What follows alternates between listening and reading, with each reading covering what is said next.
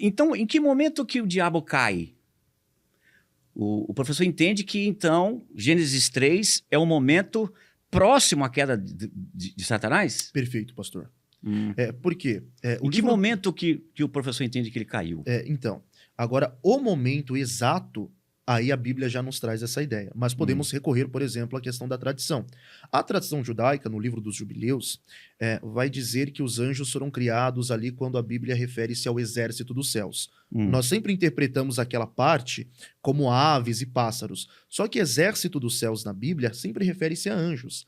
Aliás, o próprio Deus é chamado de o Senhor dos Exércitos. Em Neemias, capítulo de número 9, e em Lucas, capítulo de número 2, o exército celestial ali são anjos, né? Então entendemos que não houve uma criação anterior.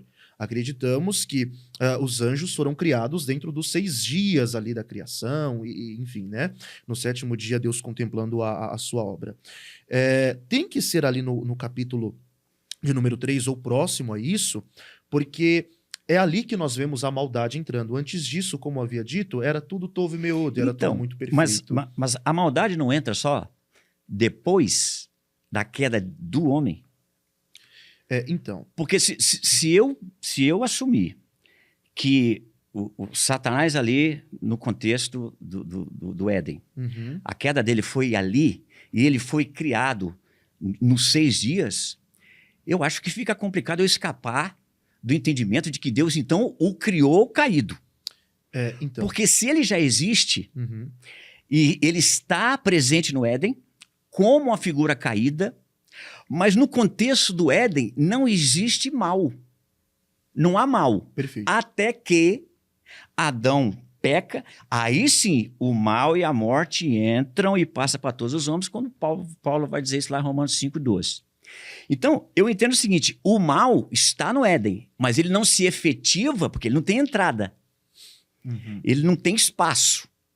Mas nós temos uma figura caída, que, no meu entendimento, ele já caiu antes.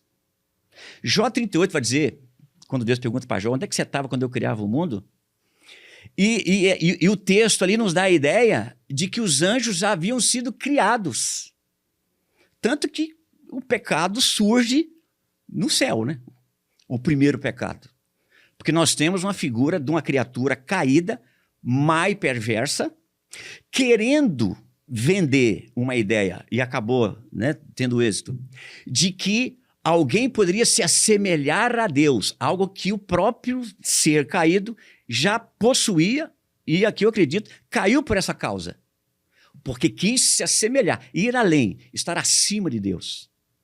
Então, se eu entendo que Satanás ele foi criado dentro do período dos 6 dias, e eu não vejo nas Escrituras um momento em que essa queda está, pelo menos uma possibilidade dela ter acontecido, eu vou ter que dizer que Deus criou demônios.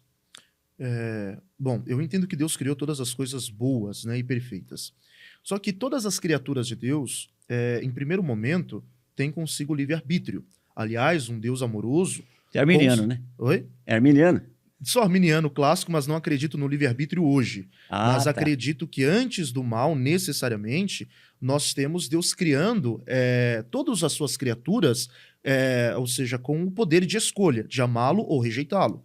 Aliás, um Deus amoroso, de certa forma, concede a oportunidade para o homem amá-lo ou rejeitá-lo.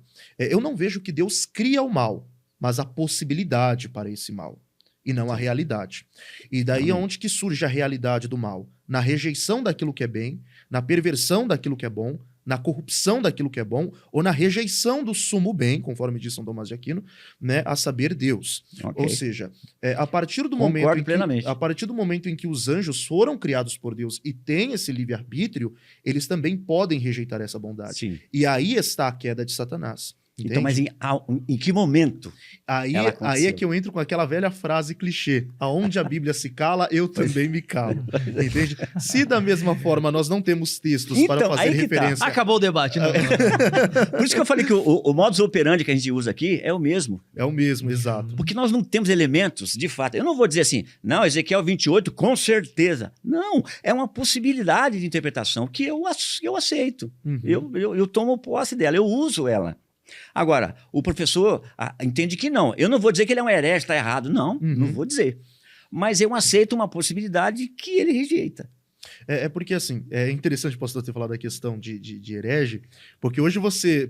eu sou pentecostal, né? Então, você ter uma posição dessa que eu tenho no meio pentecostal, praticamente o pessoal me vê como herege. Tá desviado, né? Exatamente. Fogo estranho. Quando que, na verdade, não. Né? Tem essa possibilidade, ambas são possíveis. E não estamos aqui negando algo essencial da fé, como trindade, divindade de Jesus, salvação somente pela graça, dentre outras questões, né? Porém, eu entendo que da mesma forma é muito escasso dizer quando Satanás caiu, nós também temos uma certa escassez para dizer que houve uma batalha, um duelo pelo trono, ou ele almejando o trono de Deus. Eu entendo que nós não temos, né, esses textos. Muitas pessoas vão recorrer a Apocalipse 12, só que Apocalipse 12 eu já vejo como algo futuro necessariamente. Qual é a citação de Apocalipse 12? Apocalipse 12 e houve guerra, houve batalha entre Miguel e Satanás, e caiu o dragão e levou consigo a terça parte das estrelas, né? Da onde se tira o entendimento de que terça parte dos anjos são demônios. Perfeito. Por Que é o conta que eu dessa acredito. cauda do dragão que levou a terça parte das estrelas.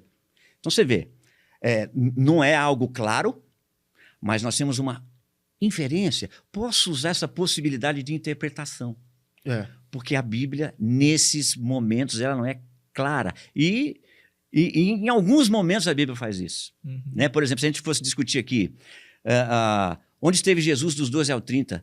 Não sei. A Bíblia não diz. Exato. Por que a Bíblia, o Novo Testamento, faz muito mais referências à morte de Jesus do que ao seu nascimento? É escasso as informações sobre o nascimento de Cristo. Você tem Mateus narrando os 2 primeiros anos, rapidamente, Lucas narrando os primeiros 40 dias, e depois você não tem mais nada. Agora, a morte, se tem data, horário, quem estava, quem não estava, como é que foi, o que é que aconteceu. Na verdade, a questão de Satanás no Antigo Testamento ela é muito escassa. Nós temos a serpente, nós sabemos que aquela serpente só é Satanás por causa de Apocalipse 12, Exatamente. revelação progressiva. Depois você só vai ver ele aparecendo em Jó, ainda tendo acesso aos céus, né, quando os filhos de Deus vieram se apresentar, veio também com ele Satanás, e como se Satanás prestasse algum serviço, veio de rodear a terra e passar por ela. Depois você vê ele aparecendo em Crônicas, depois no julgamento de Josué, lá em Zacarias, e depois você não tem mais nenhuma outra referência, ele já aparece no Novo Testamento com anjos. Exatamente. Porque o Antigo Testamento não fala de anjos com Satanás. No Novo Testamento já fala. E aí você tem Jesus falando, eu via Satanás caindo do céu como raio, onde muitas pessoas interpretam que não, Jesus olhou para o passado e viu Satanás caindo em terra. Só que ali o termo grego está no presente do indicativo ativo contínuo. Ou seja, Jesus via continuamente os discípulos expulsando e o reino das trevas perdendo a sua força, aos poucos caindo. É aquela parábola que Jesus usa do valente. O mais valente está chegando e o menos valente está caindo e sendo derrotado. Exatamente. Então, aquela visão de Satanás caindo acontece ali, quando os discípulos começam a expulsar demônios. Porque o próprio Jesus Cristo disse, olha, se eu curo os enfermos, se eu saro os doentes, se eu expulso os demônios, então o reino de Deus é chegado a vós. E completando pelo menos essa perspectiva, eu acredito, não sei se o pastor vê dessa forma, que até a cruz de Cristo, este ser caído, Satanás, tinha acesso aos céus para condenar e acusar o homem. Na verdade, para acusar, né? Conforme diz Apocalipse. Mas ele perde esse acesso na cruz. Quando a Bíblia diz em Colossenses que na cruz Jesus aniquilou principados e potestades e os expôs à vergonha. E lá em Apocalipse 12 diz, caiu o acusador dos nossos irmãos. A antiga serpente, que se chama diabo, que é Satanás, dragão, que os acusava de dia e de noite, não se achou mais lugar nos céus, e foi perseguir então a mulher e a semente da mulher, aqueles que guardam a palavra de Deus e o testemunho de Jesus Cristo. Então, eu vejo que Satanás ele não foi criado com o propósito necessariamente de tentar, mas houve a necessidade de ter um tentador, de ter um tentador. E a necessidade de ter um tentador é justamente para Deus não fazer esse papel, porque Deus não pode tentar e não pode ser tentado. Então, de certa forma, Satanás é um ser maligno criado por Deus. Deus criou um ser maligno. Deus criou um ser bom que se corrompeu. Lembrando que a questão de fazer um teste não é algo ruim. Se eu fizer um teste com o senhor, não é algo ruim. Sim. Entende? O problema é quais são os meios que ele se utilizou para fazer esse teste. Foi justamente a mentira.